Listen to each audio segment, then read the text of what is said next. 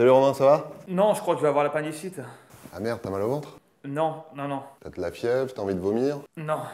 Bah, t'as quoi exactement? J'ai avalé mon chewing-gum sans faire exprès. Ah, ouais, d'accord.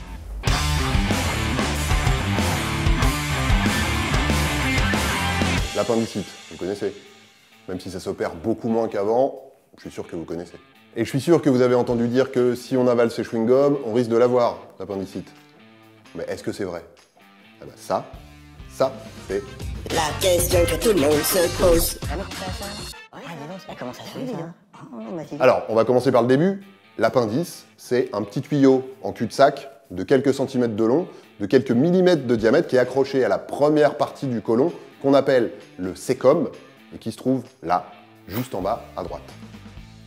C'est une structure vestigiale, c'est-à-dire le vestige d'un organe dont l'utilité chez les êtres humains a diminué au fur et à mesure de l'évolution. Alors, attention, on sait quand même qu'il produit des anticorps et que c'est une sorte de réservoir à flore intestinale de secours. Donc il n'est pas complètement inutile, mais il n'est pas du tout indispensable non plus. On vit très bien sans. Bon, mais alors, l'appendicite. La plupart du temps, ce qui se passe, c'est que le petit tuyau, il se bouche, et comme c'est un cul-de-sac, les bactéries se développent à l'intérieur, et ça s'enflamme, ça s'infecte, ça gonfle, ça fait mal, ça donne de la fièvre, etc. Et c'est considéré comme une urgence parce qu'il faut retirer l'appendice avant que ça s'aggrave. Et donc, qu'est-ce qu'il bouche, ce petit machin? Eh ben, en général, ce qu'il bouche, c'est du caca. Faut dire qu'il y en a pas mal dans le secteur. Dans certains cas, ça peut aussi être des résidus d'alimentation, genre des pépins de fruits. Ça peut aussi être un parasite, genre un ver, mais tout ça, c'est très rare.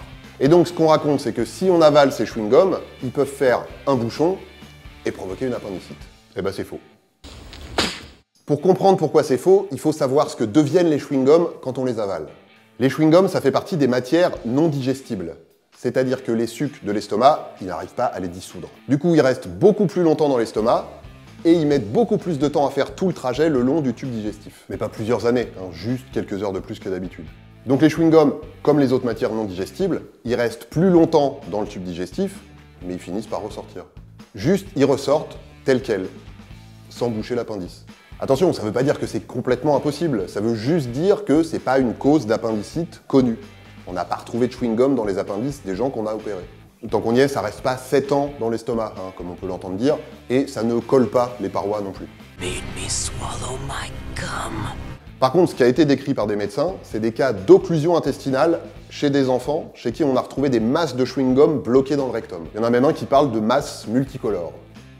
Bon, c'est joli, mais ça bouche le rectum. Après, bon, il faut savoir que les enfants en question, ils avalaient 5 à 7 chewing-gums tous les jours. Donc bon, ça reste très rare. Mais ça existe, c'est possible.